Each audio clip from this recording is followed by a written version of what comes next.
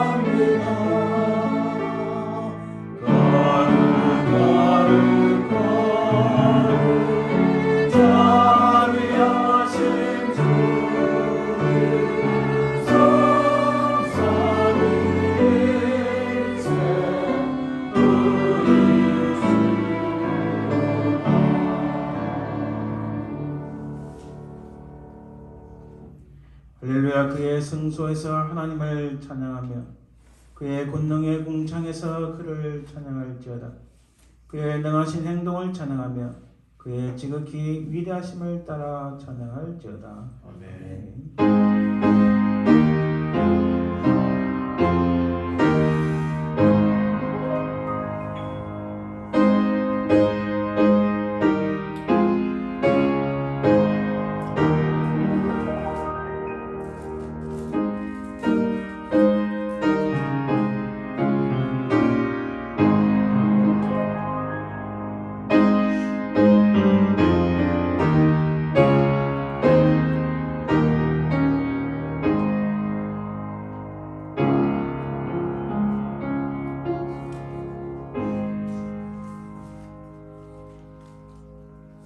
세세 무없도록 존귀와 영광과 찬송을 받기에 합당하신 아버지 하나님, 참으로 하나님의 그 은혜와 사랑을 감사드리나이다.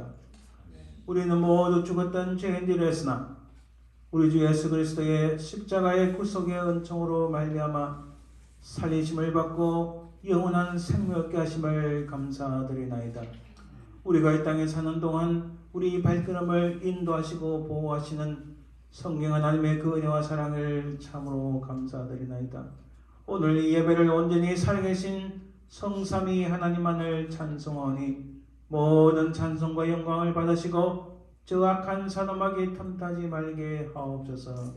감사드리며 걸어가신 우리 주 예수 그리스도의 이름으로 기원드리나이다. 아멘. 오늘 말씀 교독은 시편 143편입니다. 여호와여, 내 기도를 들으시며 내 간구에 귀를 기울이시고 주의 종에게 심판을 행하지 마소서. 원수가 내 영혼을 핍박하며 내 생명을 땅에 엎어서 나로 죽은 지 오랜 자같이 나를 암흑 속에 두었나이다. 그러므로 내 심령이 속에서 상하며 내 마음이 내 속에서 잠잠하나이다. 내가 옛날을 기억하고 주의 모든 행하신 것을 읊조리며 주의 손이 행하는 일을 생각하고 주를 향하여 손을 펴고 내 영혼이 마른 땅같이 주를 사모하나이다. 여호와여, 속히 내게 응답하소서. 내 영이 피곤하니이다. 여호와여, 주의 이름으로 나를 살리시고 주의 이름으로 내 영혼을 만나서 구원하소서. 주의 인자심으로 나의 원수들을 끊으시고 내 영혼을 괴롭게 하는 자를 나가게 하소서. 나는 주의 종이니이다. 아멘. 이 시간, 우리 지나간 시간을 돌아보아 참회의 기도를 드립니다.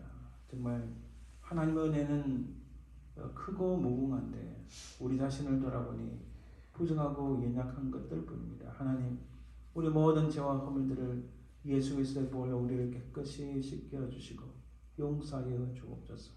이 제목으로 간절히 합심해서 기도합니다.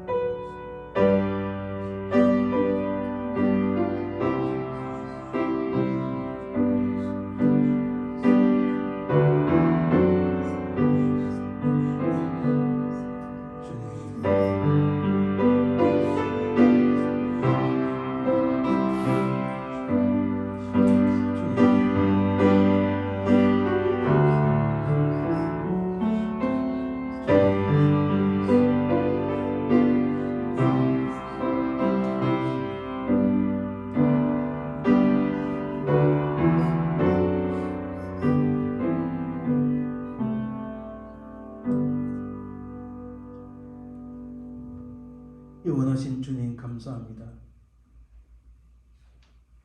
우리 죄인들이 무엇이간데 이 인생들이 무엇이간데 우리를 위하여 우리 모든 죄악들을 위하여 십자가에 달리셨나이까.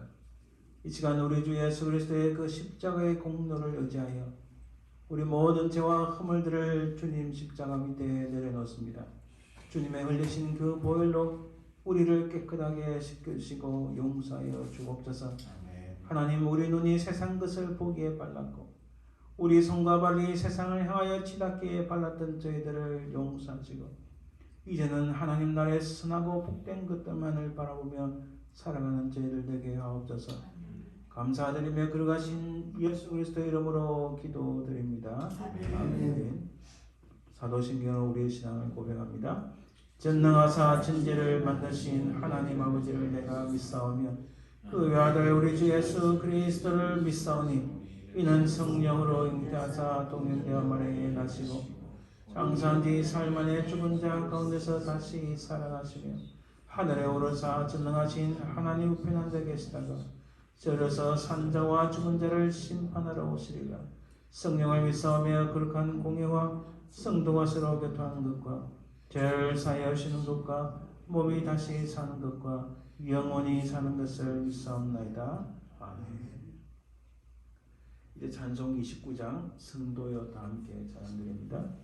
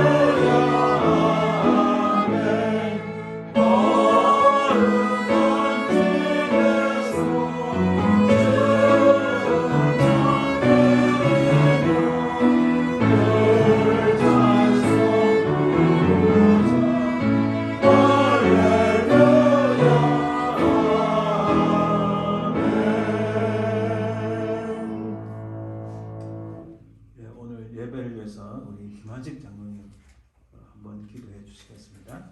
기도합니다. 온 천지에 계시는 전능하신 아버지께 찬양과 존귀와 영광을 올려드립니다.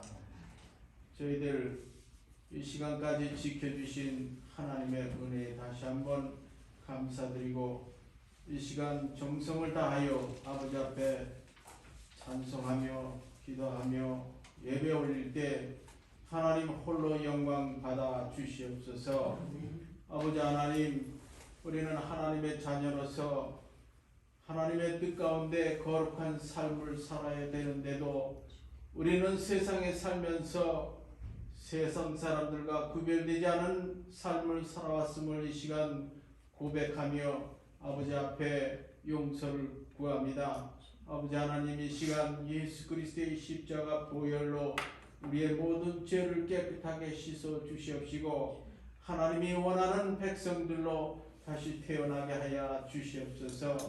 아버지 하나님, 이 세상은 온통 아버지 전쟁과 또 기근과 또 전염병으로 많은 사람들이 힘들어하는 이러한 세대를 우리가 살아가고 있습니다. 아버지 하나님, 이 모든 것을 이길 수 있는 것은 오직 전능하신 하나님을 의지하고 아버지 앞에 서는 수밖에 없습니다. 아버지 하나님, 성령께서 우리의 모두를 사로잡아 주시옵시고 하나님의 이끄는 삶을 살아갈 수 있도록 인도하여 주시옵소서. 아버지 하나님, 또 우리 또 이렇게 동산교회 하나님께서 세워주셨습니다. 다시금 새롭게 시작하는 마음을 가지고 아버지 앞에 설 수 있도록 이 교회에 복을 나려 주시옵소서. 이 공동체가 다시금 움직일 수 있게 하여 주시옵시고 정말 하나님의 나라를 위하여 온전히 다시금 설 수 있는 이 교회가 될 수 있도록 아버지여 복을 나려 주시옵소서. 아버지 하나님, 또한 이 시간 우리가 아버지 앞에 예배할 때 하나님 기뻐 받아 주시옵시고 또한 세워주신 주의 종에게 하나님 성령의 능력을 부어주셔서 이 시간 말씀을 전할 때 우리 모든 성도들 마음에 30배, 60배, 100배의 결실이 있도록 아버지께서 축복하여 주시옵소서. 아버지 하나님, 이 시간을 하나님께서 축복하시며 함께하여 주실 것을 믿사오며 모든 말씀 길이요 진리요 생명 되시며 살아 역사하시는 예수님의 이름으로 감사하며 간절히 기도드리옵나이다. 아멘.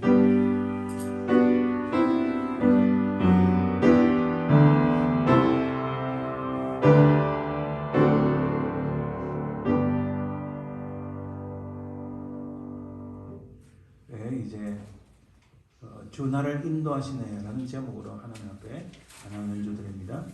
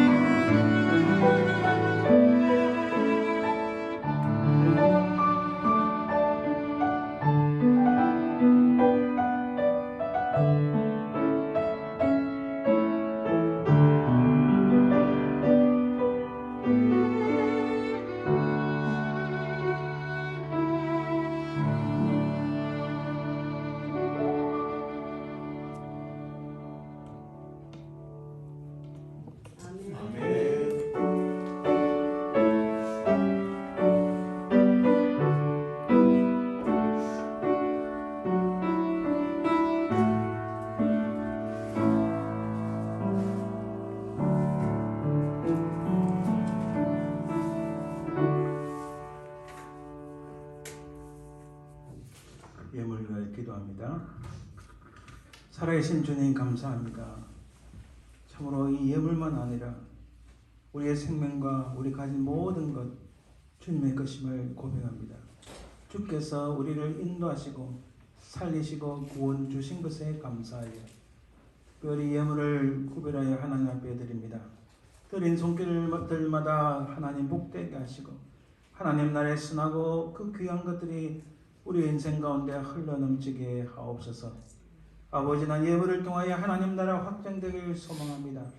특별히 이렇게 오랫동안 찬양 연주로 주님 앞에 드리는 우리 김세훈 군에게도 주께서 은혜를 베푸시고 특별히 이 안에 하나님 대학의 진학을 계획하고 있고 어플라이 할 텐데 하나님 그 모든 길을 선하고 복된 길로 인도하시고 큰 기쁨의 소식이 있게 하여 주옵소서. 감사드리며 걸어가신 예수님의 이름으로 기도드립니다. 아멘. 오늘 하나님 말씀은 사사기 말씀입니다. 사사기 16장 15절에서 22절 말씀. 구약성경 390쪽 정도에 있습니다. 구약성경 사사기 16장 15절에서 22절 말씀. 말씀을 공독해 드립니다. 들릴라가 삼손에게 이르되 당신의 마음이 내게 있지 아니하면서 당신 어찌 나를 사랑한다 하느냐. 당신이 이로써 3번이나 나를 희롱하고 당신의 큰 힘이 무엇으로 말미암아 생기는지를 내게 말하지 아니하였도다 하며 날마다 그 말로 그를 재촉하여 조름해 삼손의 마음이 번뇌하여 죽을 지경이라.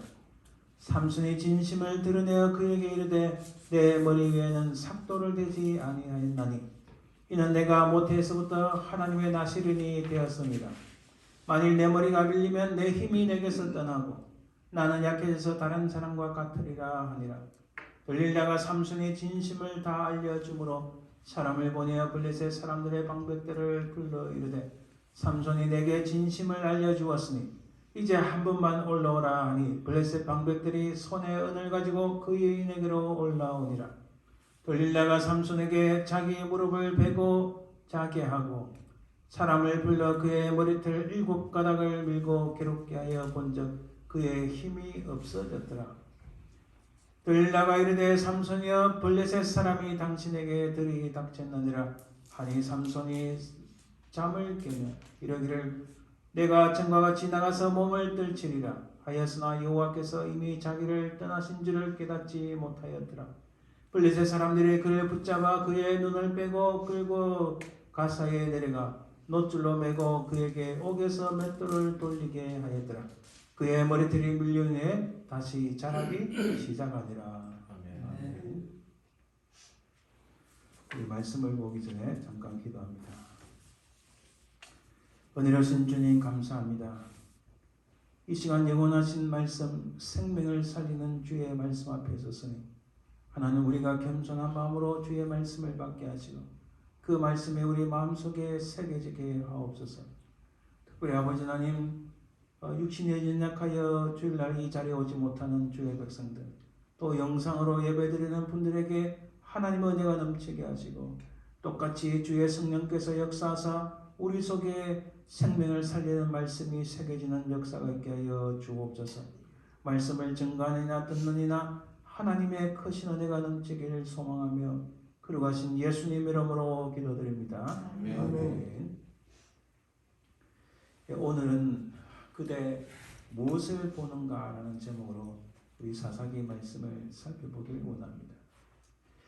이 본다는 이 하나의 띠임으로 성경을 살펴볼 부분들이 사실 굉장히 많이 있지만 오늘은 사사기 중에서 삼손과 관련해서 살펴보려고 합니다. 우리가 지난 구약에 나오는 질문들을 사실 처음 계획을 한 15번 정도 살펴보려 했지만은 우리가 구약에 나오는 질문들 12번을 살펴보았습니다. 그 중에 하나 우리가 여러 종류의 질문들을 살펴봤는데 지금 가인이 아벨을 죽이고 난 다음에 가인이 하나님께 이렇게 엉뚱하게 질문합니다. 그래서 인간이 하나님께 질문하는 것 중에 가장 악한 것 한 가지 이런 질문을 가지고 살펴보았습니다. 내가 내 아우를 지키는 자니까 이 질문인 같지만은 사실은 서술인 뜻이 있습니다. 나는 아우를 지키는 자가 아닙니다. 이게 얼마나 하나님 앞에 악하고 잘못된 질문을 우리가 살펴보았습니다. 사람아 주께서 선한 것이 무엇임을 내게 보이시나니 여호와께서 내게 구하시는 것은, 이 한글 성경은 질문같이 안 보이지만은 최소한 영어 성경을 보고 원문을 보면 이게 질문이라는 것을 알 수 있습니다. 여호와께서 내게 구하시는 것은 무엇이냐? 그 답이 바로 오직 정의를 행하며, 이렇게 나온 말씀을 우리가 살펴보았습니다. 또한 요셉이 창세기 50장에 그의 형들이 마지막으로 와서 요셉에게 자기를 생명을 해하지 말라고 했을 때 요셉이 하는 말이 두려워하지 마소서 내가 하나님을 대신하리가, 이 말씀이 얼마나 놀라운 말씀인지 우리는 살펴보았습니다. 원래 뜻은 나는 하나님을 대신하지 못합니다 라는 뜻입니다. 출애굽기 14장에 이들이 하나님의 그 놀라운 역사, 특히 10가지 죄, 그 중에서도 바로의 아들 장자를 죽이는 그 엄청난 기적, 그리고 홍해를 가르는 역사, 또한 낮에는 구름 기둥, 밤에는 불 기둥을 지키시는 역사를 보고도 그는 이집트 사람들이 무서워서 이렇게 말합니다. 또 광야에서 그들이 죽을까봐 두려워서 이렇게 말합니다. 출애굽기 14장에 보면 그들이 또 모세에게 이르되 애굽에 매장지가 없어서 당신이 우리를 이끌어내어 이 광야에서 죽게 하느냐. 우리 그냥 쉽게 넘어갈 수 있지만 사실 이것은 모세에게 하는 아주 악한 질문이었습니다. 이 말씀의 의미는 애굽에도 매장지는 많이 있다. 하나님의 역사를 눈으로 보고도 이런 질문하고 이런 말을 한다. 이 현대 사회 속에서 이런 비슷한 이와 같은 질문들이 굉장히 많이 있다는 것을 우리가 살펴봤습니다. 그 다음에 구약을 오래 설교했기 때문에 우리가 신약으로 돌아가는데, 그 중에 제가 지금 준비하고 있는 것이 바울이 즐겨 사용한 용어들, 이거 영어로 하면 폴린 랭귀지랍니다. 바울이 쓴 언어, 우리가 사람과 대화를 할 때 저 사람이 무슨 생각을 하고 어떤 생각을 가지고 있고 또 어떤 인품인가를 우리가 알 수 있으려면 가장 좋은 것 중에 하나가 그 사람이 쓰는 랭귀지, 언어, 단어를 보면 알 수 있습니다. 심지어 제가 목회자지만 목회자들 중에도 감히 이게 써서는 안 되는 용어들을 쓰는 사람들이 너무 많아요. 교회에서 중요한 직분자임에도 불구하고 세상에서 그러지 않은 단어들을 그대로 갖고 와서 쓰는 사람들이 얼마나 많은지 모릅니다. 근데 성경에서도 우리가 바울의 서신서를 통해서 바울이 어떤 단어를 많이 쓰고 어떤 말을 쓰는 것 통해서 하나님께서 무슨 말씀을 기뻐하고 이것을 통하여 우리에게 주시고자 하는 은혜가 무엇인가, 그걸 살펴보려고 합니다. 바울이 많이 쓴 것 중에 하나가, 이게 영어로 하면 대안에 나오는데, 그때는 너희들은 전에는 이런 사람들이었지만 이제는 예수 그리스도로 말미암아 이렇게 변화되었다. 이거 유명한 말씀입니다. 자, 이것을 한번 살펴보려고 하고, 또 우리가 많이 쓰는 것 중에 in Christ, 그리스도 안에서라는 말씀이 얼마나 중요한지 모릅니다. 그리스도 안에 있을 때에 우리가 생명의 의미가 있는 거예요. 또한 그리스도로 말미암아 디아 크리스토스, 이 그리스도로 말미암아, 이거는 by Christ, 이게 얼마나 중요한지 모릅니다.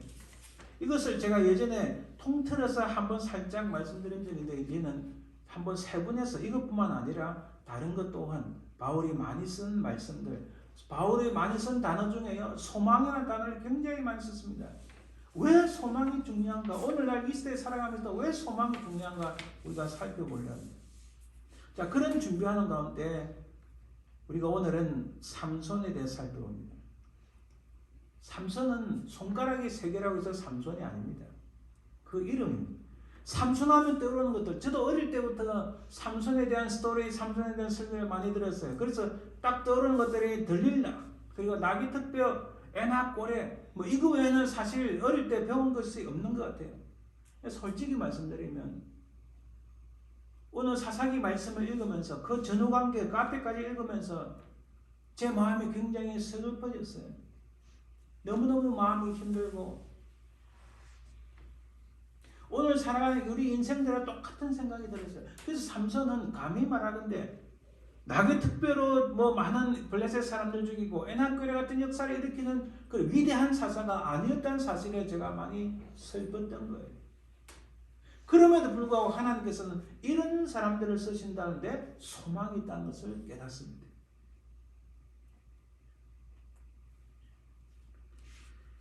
영감이 넘치는 삼손 이야기. 이 영감, 자기 발음이 정확한지 모르겠니. 아주 이렇게 감동이 넘치는 삼손 이야기인가? 삼손 이야기 과연 감동이 넘치는가? 많은 미술가들이 삼손에 대한 그림을 그렸습니다. 렘브란트가 그렸고 카르나이가 그렸고 루벤스가 그렸고, 제가 렘브란트 작품을 워싱턴 DC에 있는 그 큰 현대 미술관에서 한번 전시할 때 본 적이 있습니다. 많은 음악가들, 특히 핸델이 이 삼손 스토리를 가지고 음악을 짓기도 했습니다. 과연 삼손의 스토리가 정말 우리에게 큰 감동을 주는 스토리인가? 쫙하게 치밀하게 들여다봐서 오늘의 우리 모습과 비교하고 우리 모습을 투영해 봐야 되지 않는가 하는 생각이 듭니다. 성경이와 율동, 노래의 단골 주인공이 바로 삼손이었습니다. 저도 어릴 때 이런 삼손과 관련된 주일학교의 율동과 노래 잘 압니다. 굉장히 많았었어요. 또 우리는 삼손을 뜨거머리 총각의 러브 스토리라 생각합니다. 아주 아름답게 꾸민 들릴라의 사랑 스토리라 생각하는데 과연 그러한가? 우리가 치밀하게 한번 정확하게 살펴볼 필요가 있다는 생각이 듭니다. 정말 삼손 스토리의 이것뿐인가? 우리는 깊이 살펴봐야 됩니다. 자, 사사들이 살았던 시대는 여러분 안식을 주다는 히브리어가 야샤브라는 단어인데 이 단어는 말하자면 settle down, 안정적으로 이제 거기에 이제 모든 것이 예를 들어 우리 이사 가면은 집 정리해야 되고 뭐 할 일이 너무 많잖아요. 그 할 일이 다 끝나면 이제 소파에 탁 앉아서 이제 내가 마음이 좀 놓이고 여기 이제 정착이 됐다 이렇게 해서. 그래서 여러분 사사기에는 안식을 주다, 거기에 거주하다, settle down, 원래 settle down이라는 뜻입니다. 그런 이 단어가 나오지 않아요. 실제로 이 단어 대신에 샬롬이라는 단어 나오는데 샬롬은 일시적인 거예요. 일시적으로 하나님께서 평온을 주셨다. 각 사사들을 통하여 평온을 주셨다는데 이 샬롬이라는 단어는 보시다시피 3장 그리고 5장, 8장 전반부에만 나옵니다. 후반에 갈수록 이런 단어 자체도 나오지 않습니다. 그만큼 어두운 시대로 치달았다는 것을 볼 수 있습니다. 자, 입다와 삼손 시대에는 그런 평온만도 없었습니다. 하나님께서 안식을 주다라는 단어는 언제 나오냐면 여호수아를 지나서 사무엘하 7장에 가서야 처음 나옵니다.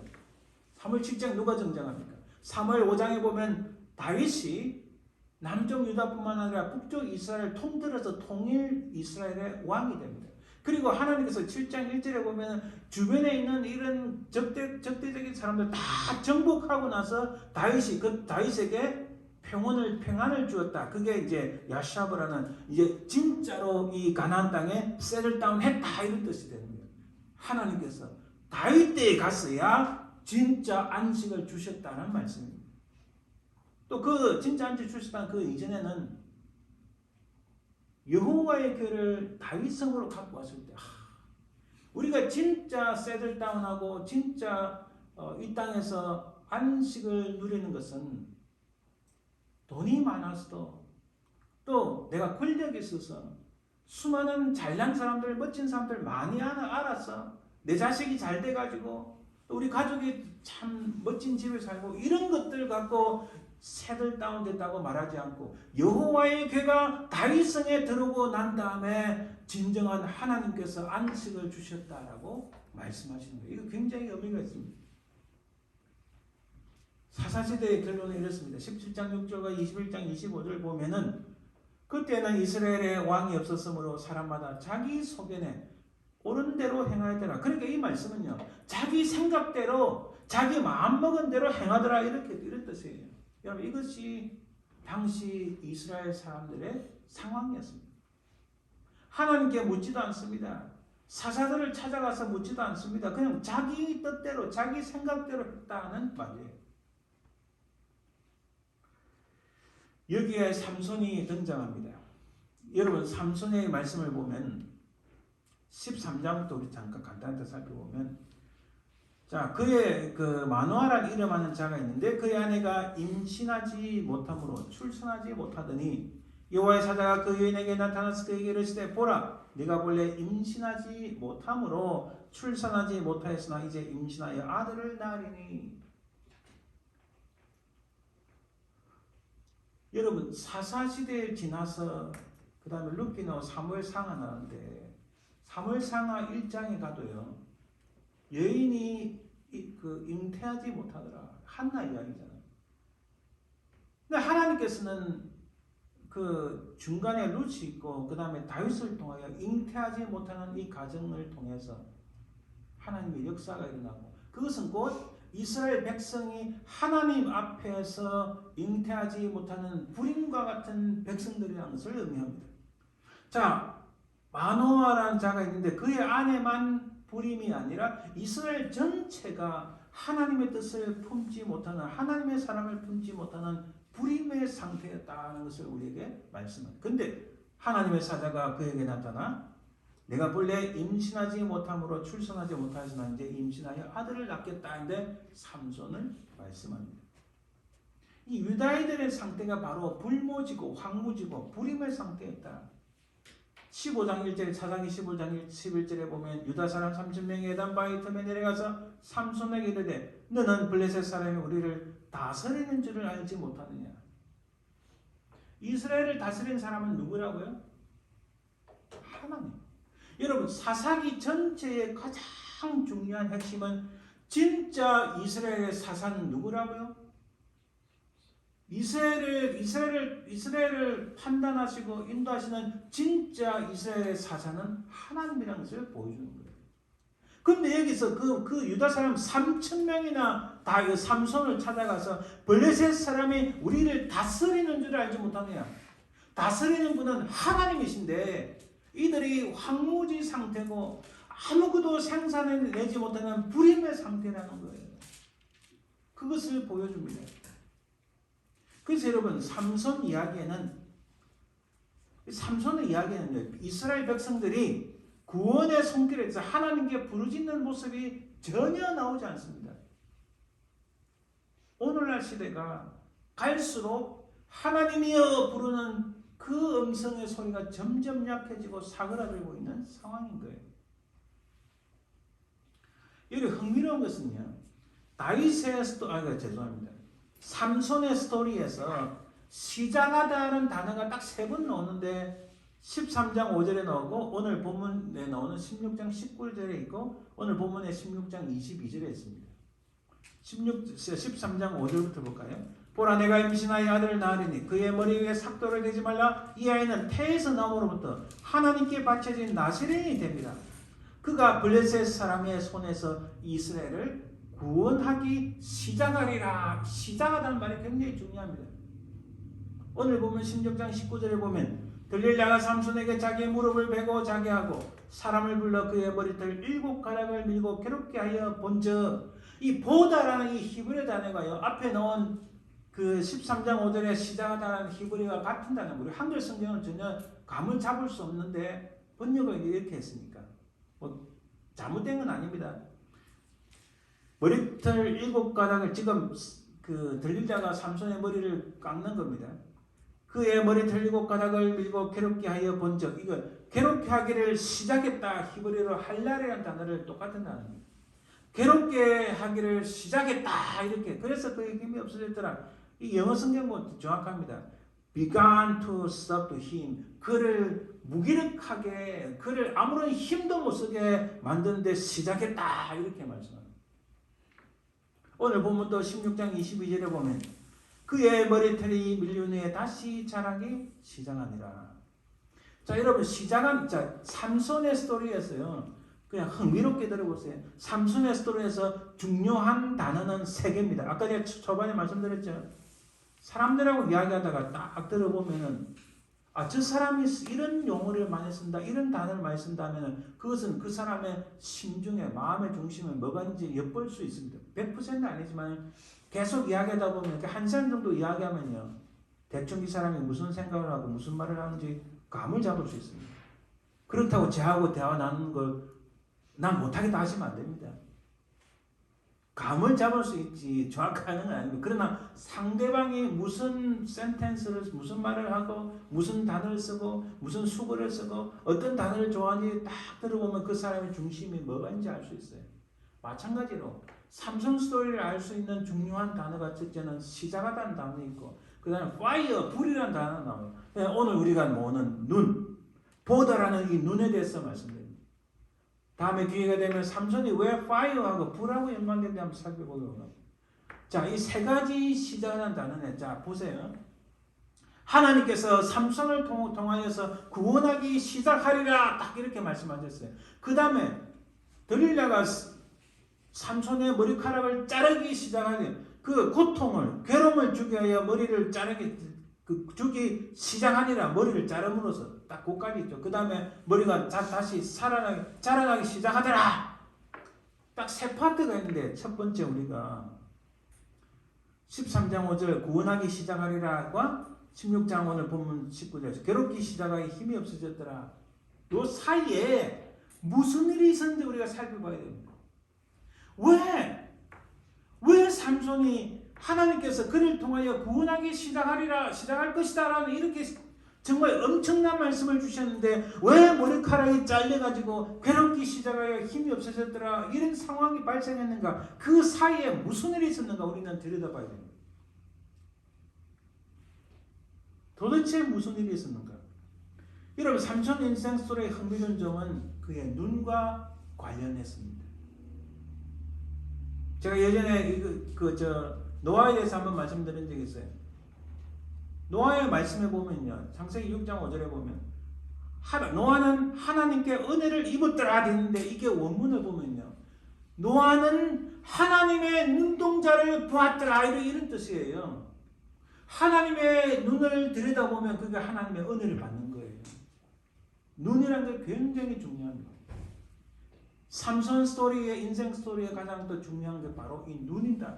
눈으로 본다는 게 중요합니다. 14장에 잠깐 보시면 삼손이 딥나에 내려가서 거기서 블레셋 사람의 딸들 중에서 한 여자를 보다라는 히브리 단어는 라라는 단어인데 이 삼손이 이방 여인의 딸을 그걸 보고 있다는 거예요. 우리 이런 말이 있습니다. 명언은 아닌데 흔히 하는 말로 그 사람의 눈이 가는 곳에 마음이 있다 이런 말이 있어요. 많이 들어보셨죠? 그죠? 그 사람의 눈이 돈을 쫓아가고 있다면 중심에 돈이 있는 거고 그 사람의 눈이 여자를 따라가고 있으면 중심에 여자의 마음이 있는 거고 그죠? 그 마음의 중심에 와이프만 딱 보고 있으면 와이프 바락이다 이렇게 볼 수 있잖아요. 눈이 어디 가는 게 굉장히 중요합니다. 삼손의 눈이 지금 이방 여인의 딸의 그 여인의 눈이 딱 간 거예요. 자기 부모에게 말하 이르되 내가 딥나에서 블레셋 사람의 딸들 중에서 한 여자를 보았사오니 이제 그를 맞이하여 내 아내로 삼게 하소서. 뭔가 출발부터 문제가 있습니다. 왜? 그 눈이 이방 여인에게 갔기 때문입니다. 14장 7절에 그가 내려가서 그 여자와 말하니 그 여자가 삼손의 눈에 들었더라.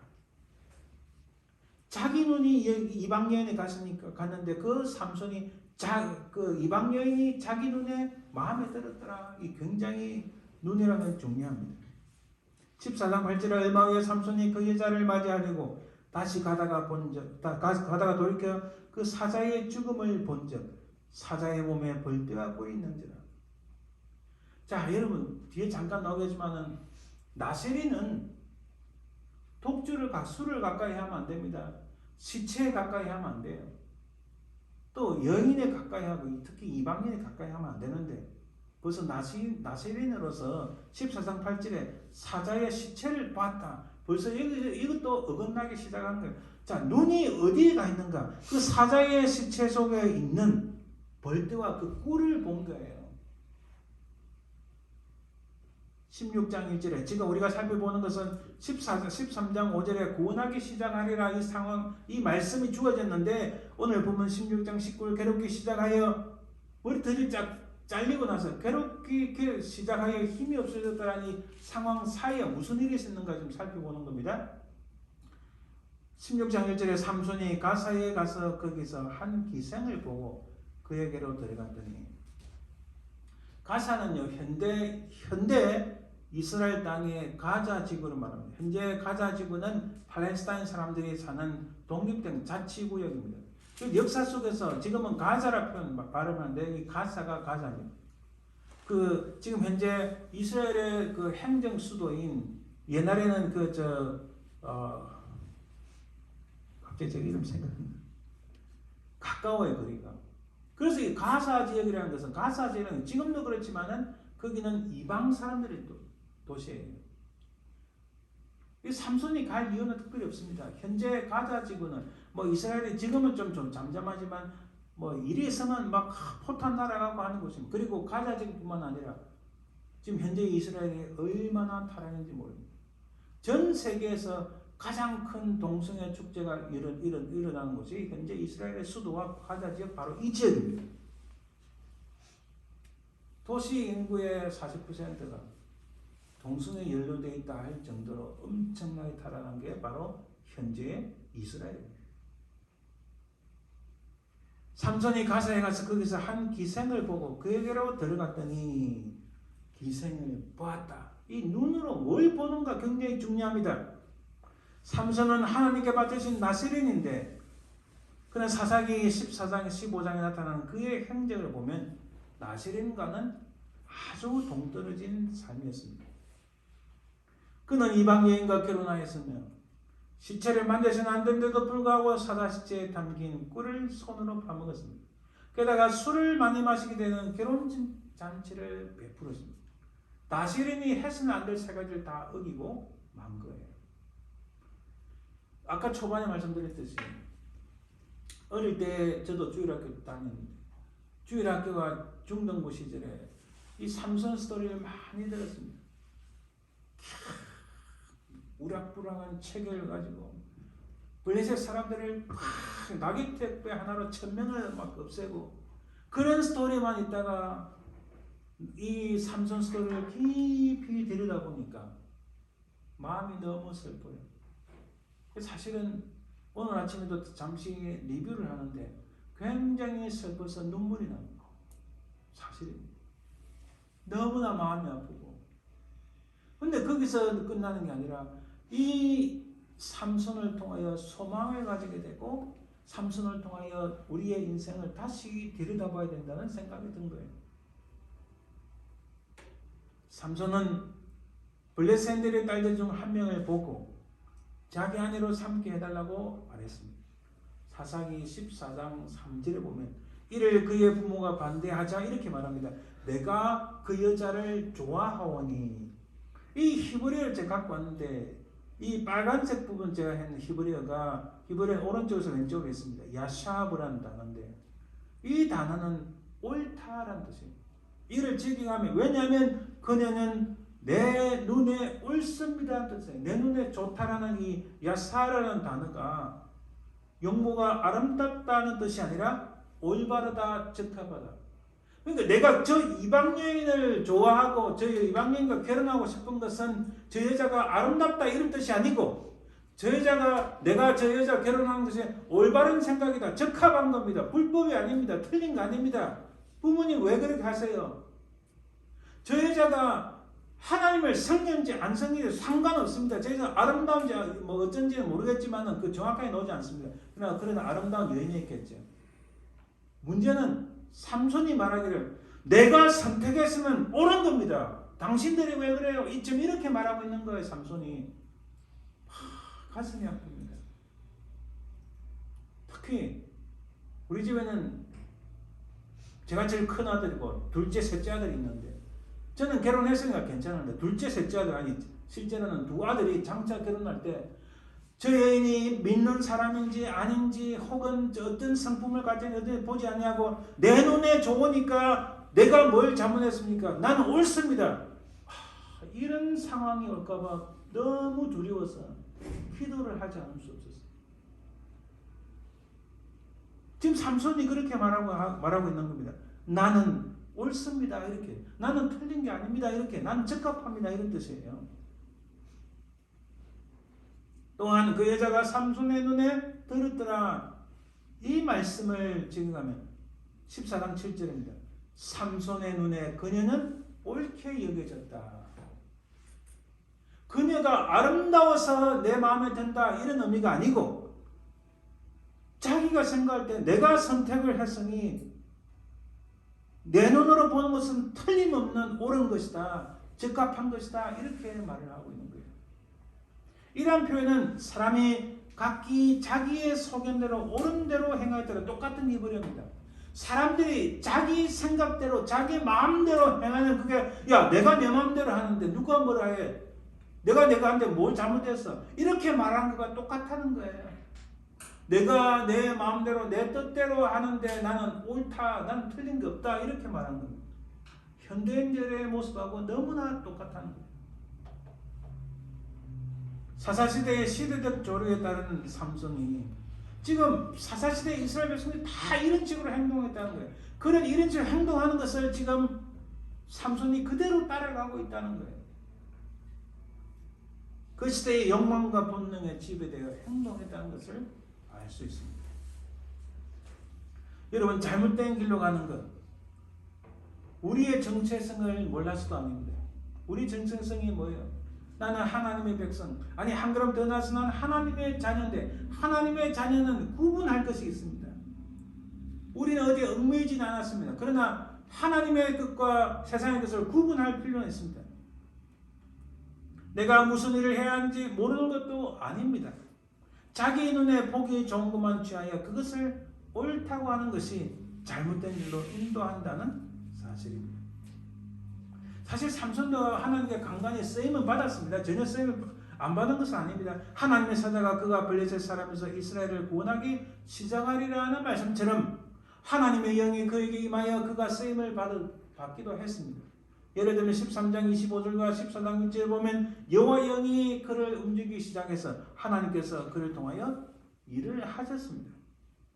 또한 14장 19절, 15장 14절에 보면은 여호와 영이 삼손에게 갑자기 임하시며, 15장 14절에도 여호와 영이 삼손에게 갑자기 임하시며, 하나님의 영이 임하시니까 나귀의 새특별로 1000명을 죽이는 일이 있었습니다.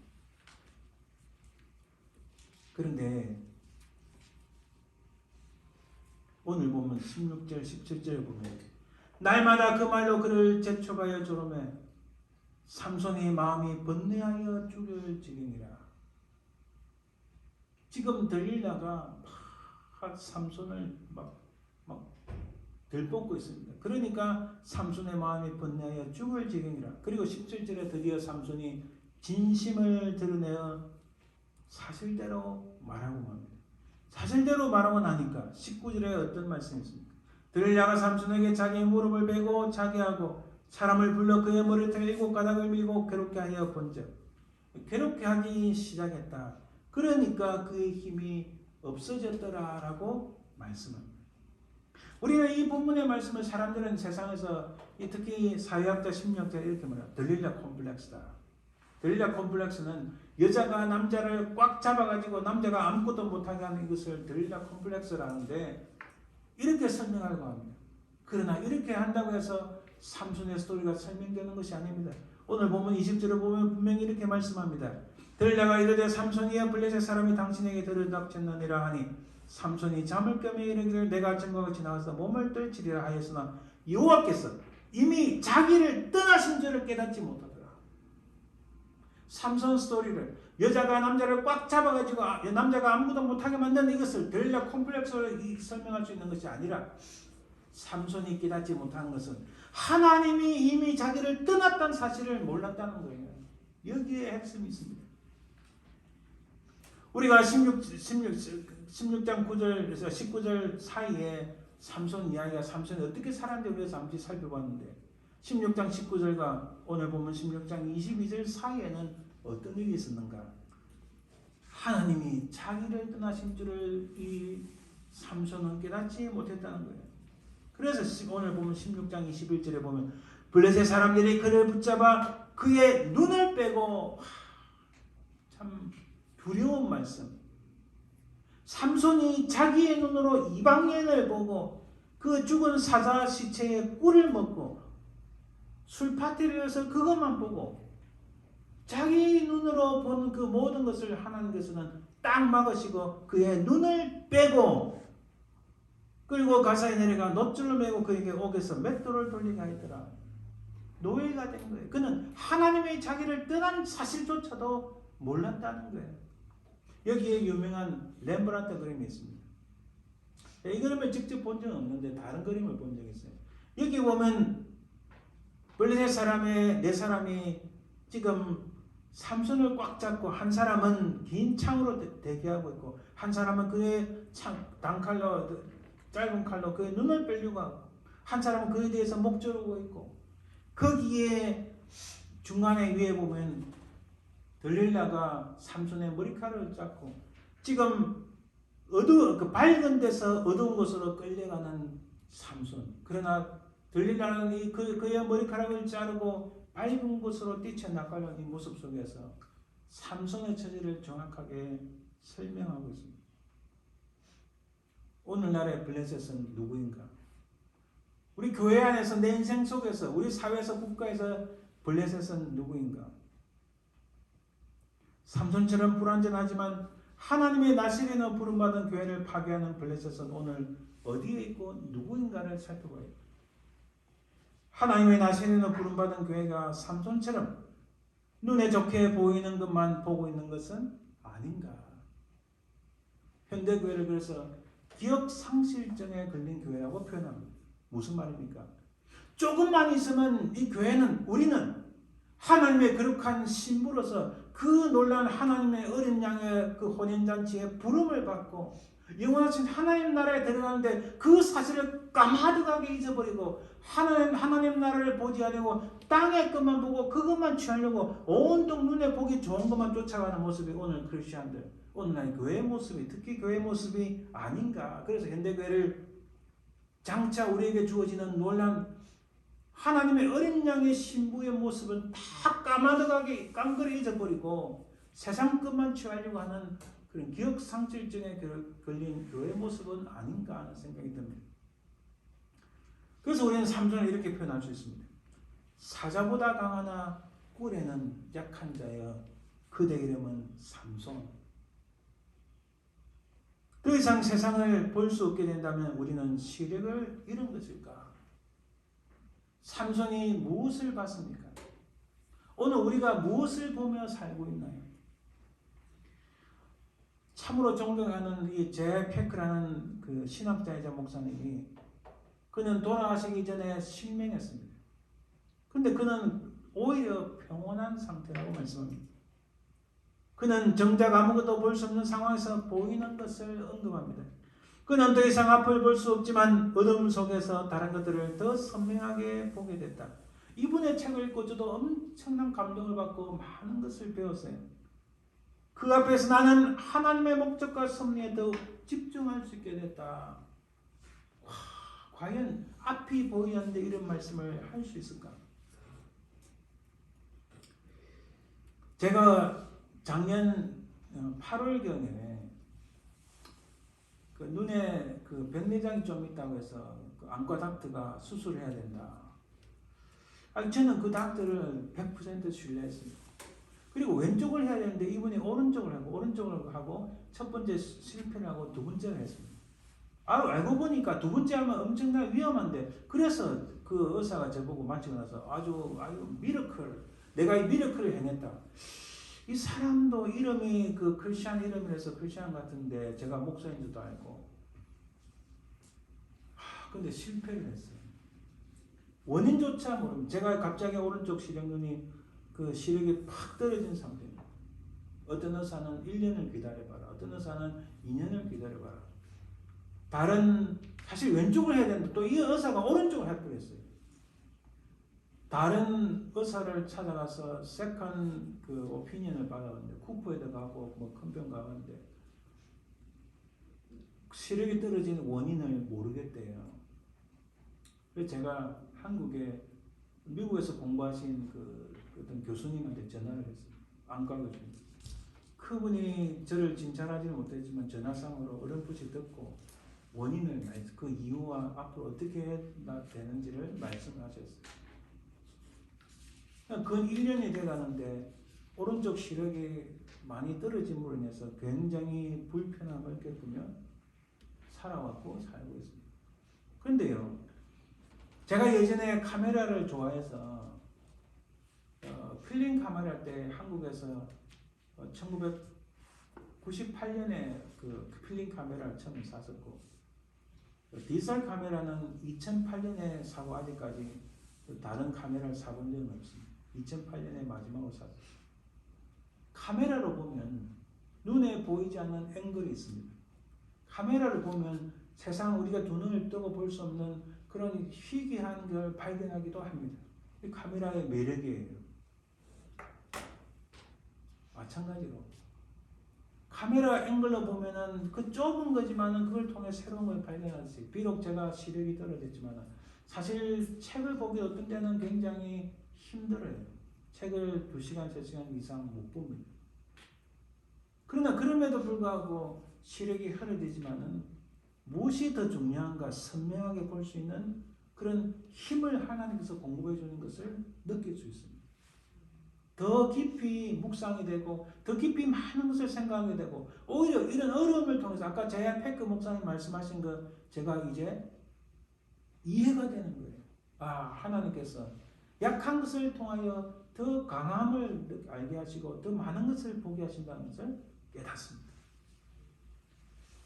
16장 22절 이후로 오늘 본문 마지막 절에 이렇게 말씀합니다. 그의 머리털이 밀린 후에 다시 자라기 시작하니라. 여기에 소망이 있는 거예요. 삼손 역시 눈을 잃고서야 참된 빛을 볼 수 있었고 그 빛으로 인하여 참된 길을 갈 수 있었습니다. 눈을 뽑히지 않고서 참된 길을 갈 수 있다면 얼마나 더 감사합니까? 눈에 뽑히지 않고 그 길을 갔다면 얼마나 더 좋았겠어요 하는 아쉬움이 남습니다. 하지만 그것은 우리 인간적인 생각에 불과합니다. 앞으로 길을 누가 알겠어요? 그러니까 하나님께서는 우리에게 소망을 주시는 거예요. 그의 머리털이 밀려내 다시 자라기 시작하니라. 아멘. 오늘 우리는 무엇을 보고 있나요? 날이 가고 시간이 감으로써 기계가 낡아지고 못 쓰게 되는 것처럼 우리 육체도 갈수록 후퇴하고 낡아지고 그 기능이 다해가는 것을 느낍니다. 그러나 그런 가운데서도 우리 눈이 무엇을 보고 있는가 굉장히 중요합니다. 삼손이 그 혈기왕성할 때 그런 것들을 보지 아니하고 제대로 하나님 나라에 선하고 복된 것, 하나님께서 그를 통하여 이스라엘 백성을 구원하기 시작한 대로 이 말씀을 새기고 나갔다면 얼마나 더 좋았겠어요. 인생에서 무엇을 보느냐가 너무나 중요합니다. 이것은 젊은 세대뿐만 아니라 나이가 드셔도 똑같다고 생각합니다. 당신의 눈동자에는 무엇이 들어있고 비치고 있나? 제가 노아를 말씀드렸죠. 노아가 당대에 하나님의 은혜를 입었더라니 말씀의 히브리어 원문의 뜻은 노아는 하나님의 눈을 들여봤다는 뜻이야. 이게 굉장히 중요합니다. 우리의 눈동자에 무엇이 들어있고 우리 눈에 비치는 것은 무엇인가를 알아야 됩니다. 무엇이 비추고 있나요? 세상은 온통 눈에 보기에 좋은 대로 일이 이루어집니다. 눈으로 보기에 좋기만 하면 그게 다인가요? 그게 끝나는 거예요? 그게 전부인가요? 그렇지 않다는 것을 우리에게 말씀합니다. 때로는 보이지도 않고 보일 수도 없지만 눈으로 본다는 그 넘어서서 눈으로 볼 수 없는 참된 것을 보는 그 해안이 지혜가 그 은혜가 우리에게 절실히 필요함을 깨닫습니다. 그날에 이르기까지 주님이 이 땅에 오실 그날에 이르기까지 우리가 하나님의 부름을 받고 하나님 나라 가는 그날에 이르기까지 이 종말의 시대에 글쎄요 제가 역사를 다 알지 못하지만은 정말 하나님을 밀어내려고 하는 엄청난 시도가 있는 이 시대에 역사 속에서 가장 사악한 시대가 되지 않을까 하는 생각이 듭니다. 왜 그런가요? 수많은 악한 것들이 진짜인 것처럼 나타나기 때문에 그렇습니다. 희고 끔은 그 분명히 구분을 해야 되는데 이게 믹스가 되고 희미하게 되고 회색지대가 되기 때문에 사람들이 가짜를 진짜처럼 따라합니다. 제 눈의 시력이 오른쪽 눈이 많이 떨어졌지만 그러나 참된 것이 무엇인지 점점 볼 수 있는 해안이 늘어나고 하나님께서 은혜를 주시는 것을 깨닫습니다. 눈의 시력은 떨어지지만 하나님께서 원하시고 하나님께서 기뻐하시는 무엇인지 점점 더 볼 수 있는 그 눈이 열리는 거예요. 이 종말의 시대에 우리의 내러티브, 우리의 삶의 스토리는 무엇인가요? 삼손처럼 눈이 가는 대로 따라가는 그것이 아니라 하나님께서 지금까지 우리를 인도하신 그 과거의 경험과 앞으로 이 땅에 오실 주님을 바라보는 바로 이런 텐션, 이런 긴장이 넘치는 이 시대 속에서 우리의 신앙의 과거의 경험과 하나님 주신 은혜를 꽉 붙잡고 미래의 땅에 다시 오실 주님에 대한 그 소망을 두 개를 꽉 붙잡고 현재를 살아가는 우리가 비록 우리의 육체가 우리의 눈이 후패해지고 낡아지고 오래된다 할지라도 기능이 떨어진다 할지라도 우리를 향한 하나님의 그 은약적인 사랑 그 하나님의 은약적 사랑을 끝까지 붙잡고 기억함으로 믿음으로 승리하시는 저와 여러분들 되시기를 주님 이름으로 축원드립니다. 기도합니다. 사랑의 주님 감사합니다. 삼손이 봐서는 안 될 것을 보고 하나님의 그 놀라운 말씀 그를 통하여 이스라엘을 구원하기 시작하리라는 이 말씀을 까마득하게 잊고 살아온 그가 무엇에 그의 눈이 가는지 그것으로 말미암아 그의 인생이 결정된 것을 볼 때에 하나님 우리도 갈수록 우리의 육신이 후패해지고 우리의 육신이 갈수록 낡아지고 기능이 다한다 할지라도 하나님 기뻐하시는 것에 우리의 눈에 초점이 가고 그것을 붙잡고 살아가는 저희들 되게 도와주옵소서. 감사드리며 예수님 이름으로 기도드립니다. 찬송 325장 찬양드립니다.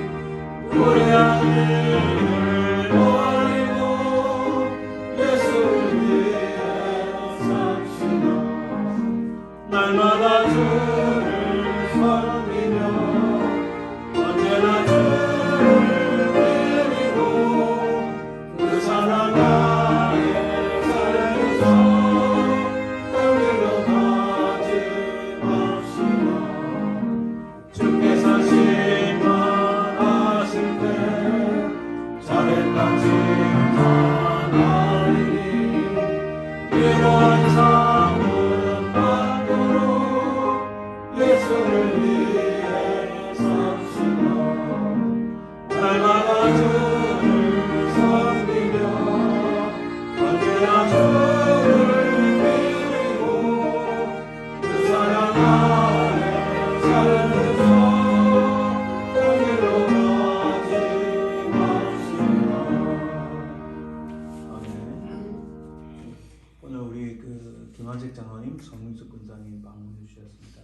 우리 박수로 한번 환영해 주시기 바랍니다.